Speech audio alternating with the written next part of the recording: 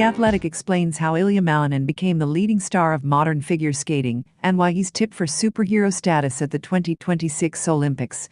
Ilia Malinin lay sprawled on the ice, arms outstretched. His blonde hair fell over the hood of his black sweatshirt, and his black skates with thick red laces dangled in the air. The best figure skater in the world. On his back, Malinin barely under-rotated his jump and failed to land cleanly on his right outside edge. In figure skating, the slightest imprecision ruins the entire element. It's brutal, yes, he said with a smile. One small mistake, and your body aches. The fall was neither hard nor spectacular except for the person who fell. Watching Malinin fall was like watching Simone Biles screw up a vault or Victor Wembanyama's dunk attempt. But falls are a natural part of the journey for top-level athletes striving for perfection, including Malinin. The ice is cold and stubborn, so merciless that it turns hard heads into soft spots. It punishes the slightest mistakes and demands utmost concentration. It scolds the insolent. Malinin hears these taunts. This time, he let himself fall, surrendering his body to inertia. For a few seconds, he sat in defeat, slowly sliding across the ice, staring at the ceiling of Great Park Ice 5-Point Arena, frustration in his dull blue eyes. This is a side of Malinin most will never see, especially when he takes the main stage at the Winter Olympics this month. But it's precisely this moment that underscores why superstardom awaits him in Milan. Why the god of quads, the nickname Malinin earned for his mastery of quad jumps, is poised to become a household name. It's because he chooses difficulty over safety, risk over prudent caution. The mastery he strives for is beyond the realm of possibility, far beyond the comfort zone. Which is why, in mid-December, he found himself in California, some 2,600 miles from his home in Virginia, dressed all in black, practicing his moves to the point of exhaustion. In one practice session on Tuesday afternoon, he fell 3 times, not counting a couple of missed jumps. All of the falls were on the quad axle. After each one, Malinin would ride up to his coach, Rafael Arutinian, with his father, Roman Skirnyakov, standing next to him. He also works with Ilia. Their conversations lasted a minute or two, no more. And then Malinin would skate and perform the jump. Again and again. I explained to him why, said Arutinian, who began coaching figure skaters in Yerevan in 1976. There's a what and there's a why. He understands the what perfectly well. And I know the why. Yes, my job seems easy. But it took me 50 years to know exactly what to say. Malinin is the only skater in history to have landed a quadruple axel in competition. He first accomplished it in 2022. His signature jump requires 4.5 rotations and a tenacity worthy of greatness. Hard falls on the ice help Malinin understand where an edge has given way, where his timing has slipped. The ice doesn't give anything for free. Malinin prefers to pay. You can learn more from defeats than from victories, Malinin said, crossing his arms and lounging on the metal stands above the rink. His black and gold Nike Air Diamond Turf, a retro Deion Sanders sneaker from 1996, was slung over the seat in front of him. That's why after competitions, I often focus on the negative first. Many will say it's a bad attitude. But that's exactly how, in my opinion, you can progress faster. This developmental leap began for Malinin with his victory at the 2022 World Junior Championships. He then won every U.S. championship and every Grand Prix final, the culmination of figure skating's annual elite season. He dominated the 2024 and 2025 World Championships, holding the 3 highest free skate scores of all time, thanks in large part to his reliance on quadruple jumps. The only thing missing from his resume is Olympic gold. Because he hasn't been to the Olympics yet. This week, Malinin begins his introduction to a wider sports audience, including those who watch figure skating only once per Olympic cycle. When the eyes of the world turn to Milan for this dazzling sport, Malinin, by all accounts, will shine brighter than anyone else. A breakout star of the cycle. A new face of figure skating. The son of Russian-born skaters, Malinin at only 21 partly seems destined for a future. His athleticism captivates even the untrained eye, as if he were destined to fly on skates. He became the first person in history to land 7 quadruple jumps in a single program. This happened at the 2025 Grand Prix final in Japan 2 months ago. And at the 2024 Grand Prix final, he became the first person to land quadruples in all 6 figure skating jumps: Salchow, axel, Lutz, flip, loop, and toe loop in a single program. And in a display of his sparkling artistry, Malinin could very well add a backflip. Nothing quite underscores superiority like a backflip landing on one foot on a blade as thick as a MacBook Air screen as just a bonus element of the program. But Malinin has reached this pinnacle largely thanks to the side of himself that connects him with legendary athletes. In a sport where elegance and artistry reign supreme, Malinin is a dog. Slang for the most reckless fighters. For those with the confidence and steel to match the highest stakes. For those who embrace the possibility of defeat in pursuit of greatness. This is Malinin. Though it's hidden behind his polished technique, masked by a boyish Christmas morning smile, within him burns the same fire so familiar to all the greatest skaters in history. His talent is off the charts. But the beauty of figure skating is revealed through its ferocity. Talent alone isn't enough to dominate. This sport requires resilience. And that's a side Malinin relishes, too. As he wipes his blades on the mat at the gateway to greatness, the emergence of the quad god may seem predetermined. But he earned this chance, above all, through his minsit. Choreographer Shale Inborn, a six-time world championship medalist in ice dancing, including gold in 2003, recognized Malinin's special talent when she began working with him 5 years ago. When they first met at the rink, she noticed he was already wearing skates. Before her, this immediately showed he was ready to work. When we finish 3 hours of work, I can say, maybe we can do a little more today. And he stays for another 3 hours without even taking off his skates. He doesn't ask questions. He doesn't even make those micro expressions that usually indicate someone doesn't want to, but is embarrassed to say no. 10 years ago, when the pressure of expectations was greater than his still growing body, competitions terrified him. Not the skating itself, not the spins and jumps, but the moment of truth when he had to prove his quality compared to others. This unsettled Malinin. Before stepping onto the ice, he literally trembled, holding onto the boards.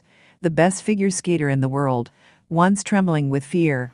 But that's the path of any athlete. No one steps onto the ice on their first day and thinks, oh, I'm like LeBron James, but on ice. You have to start somewhere. I'll be honest.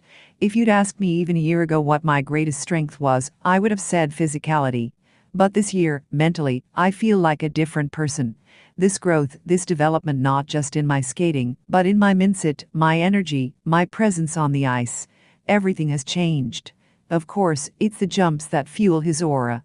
The quad is captivating even without special knowledge.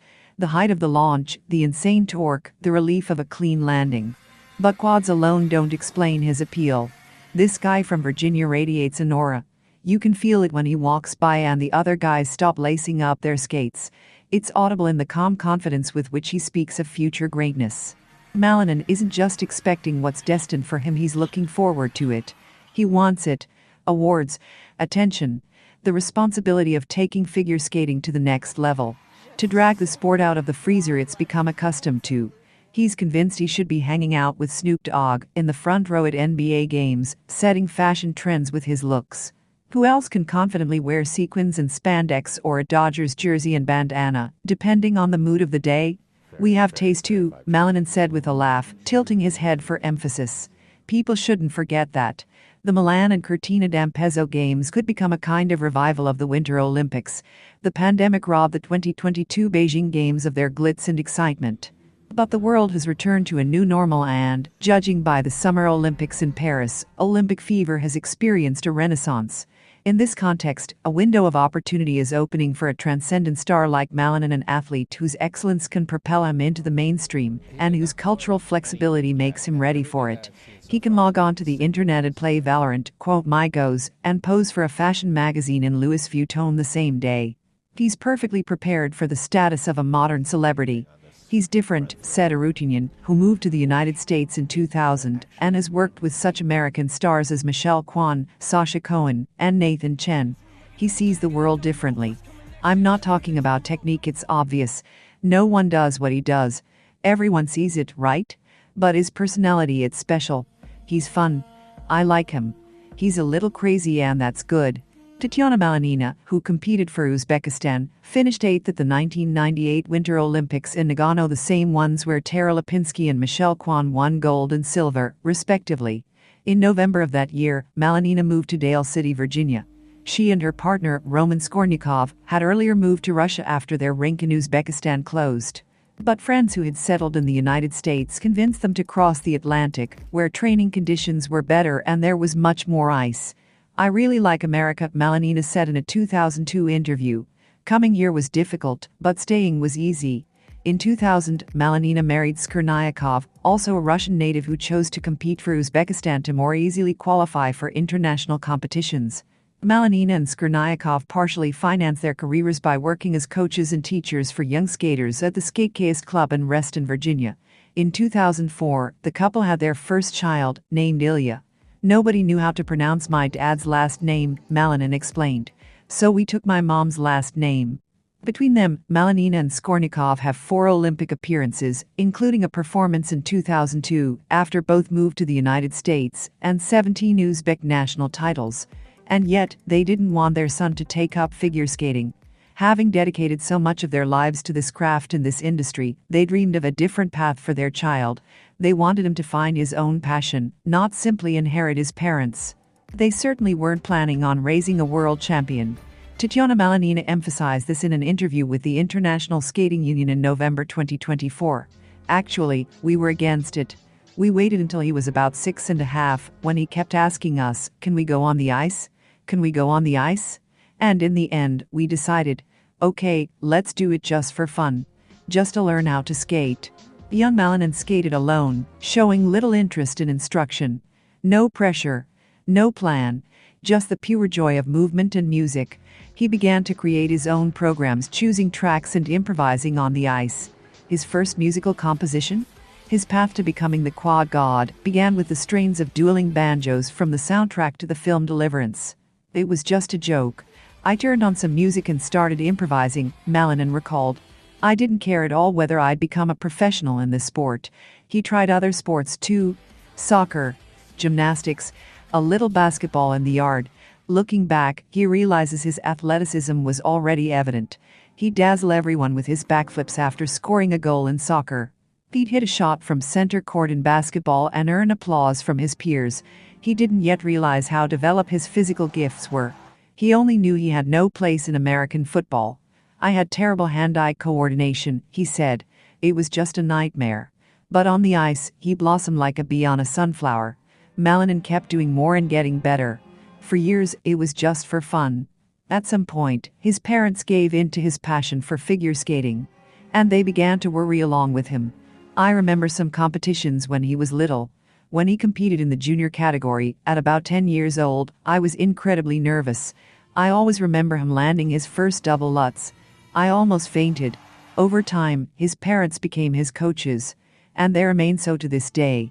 From his father, who competed in 2 Winter Olympics and placed 19th both times, Malinin inherited a calm and a sense of perspective, the perfect balance for a sport torn between grace and pain.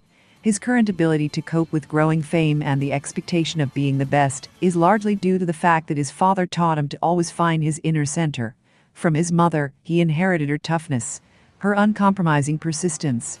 She taught him the importance of courage and that once you become brave, you make it part of your character. She's tough and I really like that, said a Ruthenian, who calls Malinin his boss. That's how it should be. Love isn't about always being soft. Why? Because he's about to face real life. He has to understand what's right and what's wrong. You want to be on top of the world, but you expect an easy life? How is that even possible? They didn't rush him into sports. They let him find his way. But when he took over the family business, a legacy that goes back to his grandfather, they didn't limit him in any way. He wanted everything at once because he truly loved figure skating. This love manifested itself in rapid progress. He landed his first quadruple jump at age 13. For that level of skating, it was very impressive, Malinin recalls. Then I said to myself, okay, let's take this a little more seriously. Maybe I'll learn a couple more quads. Now he's not overwhelmed by anxiety.